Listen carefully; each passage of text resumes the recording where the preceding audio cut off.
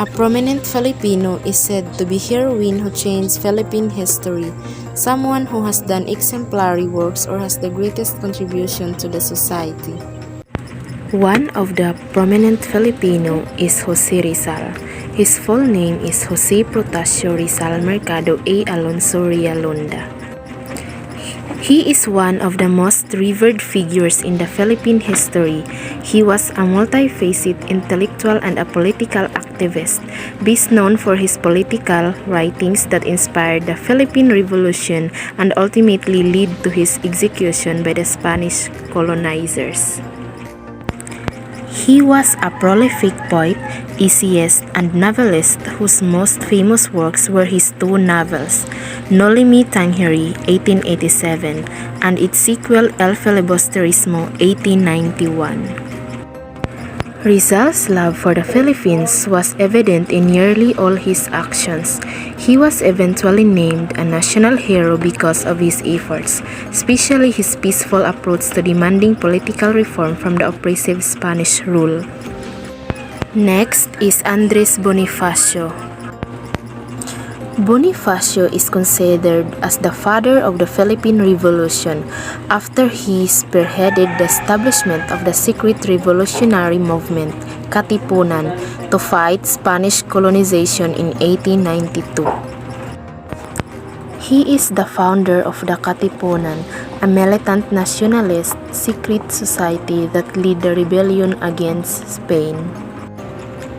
Lead Katipuneros inspired many Filipinos and groups to launch a nationwide campaign to overthrow the colonizers. Bonifacio declared Philippine independence in 1896 in the wake of the execution of his hero and mentor Jose Rizal. The famous line of Andres Bonifacio, "Love your country next to God, your honor, and most of all yourself." Next is Emilio Aguinaldo, was a Filipino leader and politician who battled for the Philippines' independence, first from Spain and then from the United States. Emilio Aguinaldo fought for a free and independent Philippines. When the Philippines declared itself an independent republic in 1898 and Aguinaldo became its president, a significant milestone was reached in the struggle against colonial rule in Asia.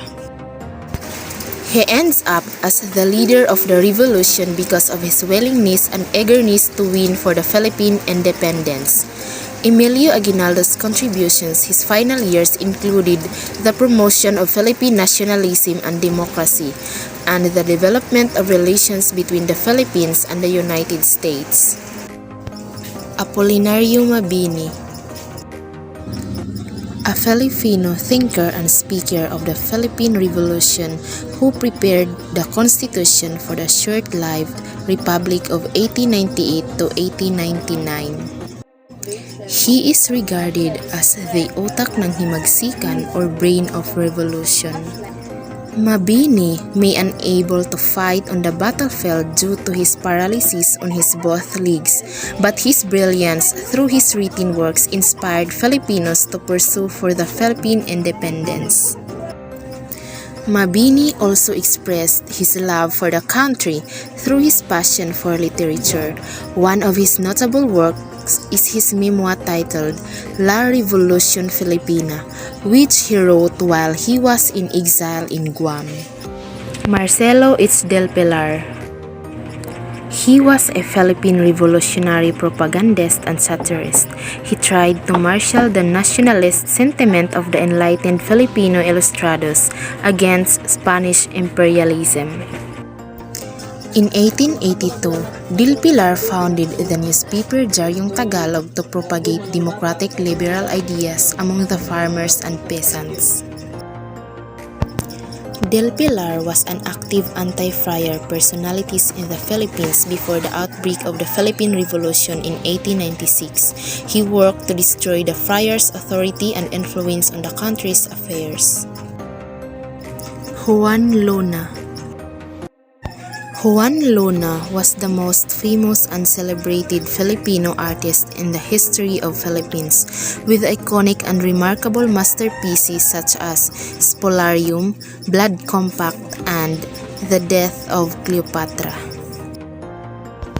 Was a Filipino painter, sculptor, and late 19th century political activist who participated in the Philippine Revolution.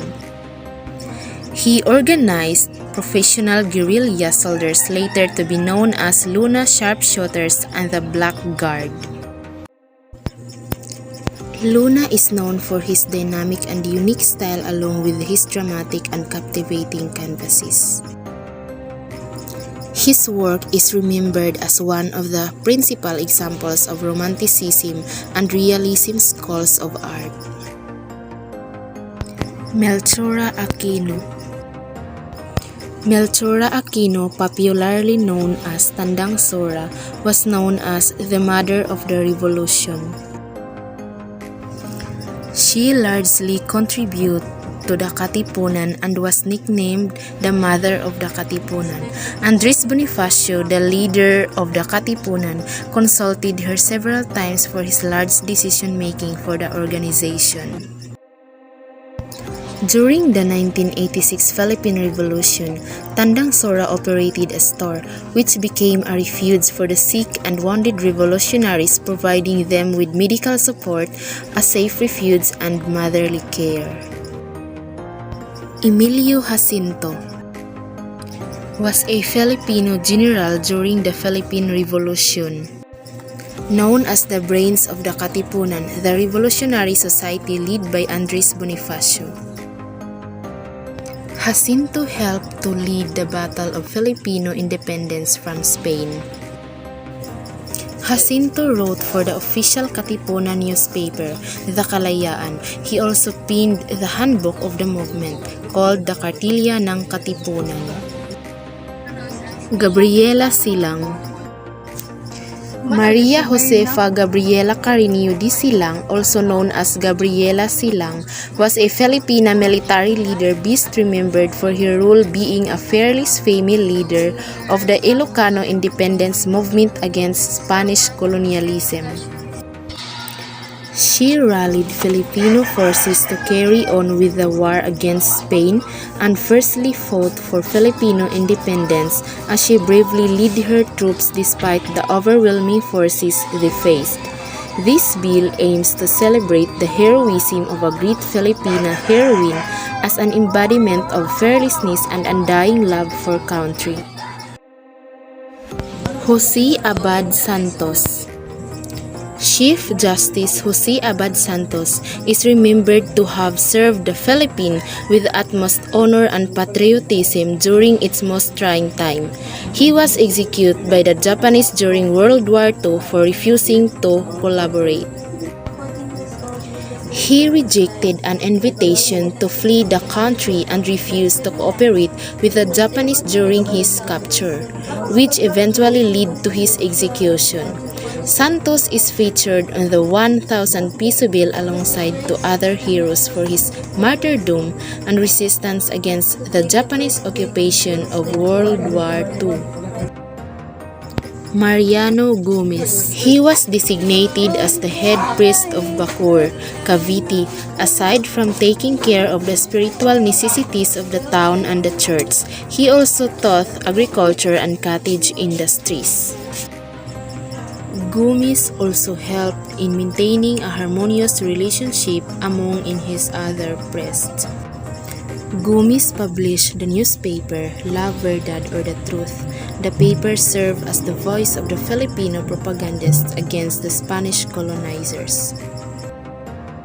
Jose Burgos was a Filipino Catholic priest and a leader of the secularization movement, referring the full incorporation of Filipino priests into the Catholic hierarchy of the Philippines, then dominated by Spanish friars. He advocated the reform of Spanish rule in the Philippines. His execution made him a martyr of the period preceding the Philippine Revolution. Jacinto Zamora known and recognized secular priest in the Philippines. He is remembered for leading a campaign against the abusive Spanish friars and fighting for equal rights among priests. He is considered to be a true patriot in fighting against Spanish colonization. The biographies of notable Filipinos serve to inspire and inform us as Filipinos in various ways.